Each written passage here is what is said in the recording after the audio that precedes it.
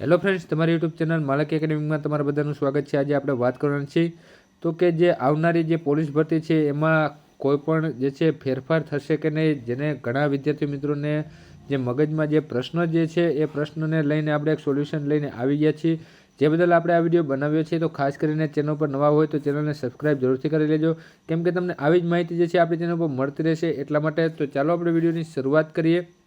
તો કે પોલીસ ભરતીમાં શારીરિક કસોટીમાં લગભગ કોઈ પણ ફેરફાર થાય એવી શક્યતા લાગતી નથી। તો જે તમારી ફિઝિકલ એક્ઝામ લેવાય છે એમાં કોઈ પણ ફેરફાર નહીં થાય। ત્યારબાદ વાત કરીએ તો કે લેખિતમાં કદાચ નવો કાયદો એડ થઈ શકે છે અને 40%નો જે વિભાગ પ્રમાણે ક્રાઇટેરિયા છે તેમાં પણ ફેરફાર થઈ શકે એવી શક્યતાઓ છે અને આ થવું પણ જોઈએ। તો કે લેખિતમાં જે નવા કાયદાની એડની વાત થઈ રહી છે એ એડ થશે।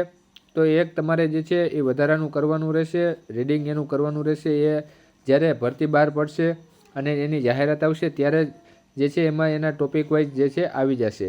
તો એની અત્યારે તમારે ચિંતા કરવાની જરૂર નથી, કેમ કે જ્યારે આવશે ત્યારે તમારે જે છે અલગથી જે એની પ્રિપેરેશન જે છે ટૂંક જ સમયમાં થઈ જશે, એટલે કોઈ એની ચિંતા રહેતી નથી। ત્યારબાદ જે છે પણ તમારે જે વિષયો છે એ તો રહેવાના છે, એટલે આપણે બધા તૈયારી જે છે જે અત્યારના વિષયો જે કરવાના છે એમાં જ તમારે તૈયારી કરવાની, એટલે કે બંધારણ, વિજ્ઞાન, સામાજિક વિજ્ઞાન, ઇતિહાસ, ભૂગોળ જે એ તમારા કોમન જે છે સબ્જેક્ટ જે છે એની તૈયારી તમારે અત્યારથી જ ચાલુ કરી દેવાની રહેશે। જે નવો કાયદો એડ થશે તો આની પહેલાં પણ જે કાયદાઓ હતા આઈપીસી, સીઆરપીસી અને એવિડન્સ એક્ટ જે નીકળી ગયા, એના બદલે હવે એક જે નવો કાયદો એડ થવાનો છે એની હજી ચર્ચા ચાલે છે, એડ નથી થઈ ગયો, એટલે એ તમારો કોઈ પ્રશ્ન નથી। તો ખાસ કરીને અત્યારે જે તમારું ફોકસ જે છે એ બંધારણ જે છે, બંધારણ ત્યાર પછી વિજ્ઞાન એવા વિષય જે છે મેન વિષયો જે છે એમાં તમારે ફોકસ કરવાનું રહેશે। તો બસ વિડીયોમાં એટલું જ। જય હિન્દ, જય ભારત।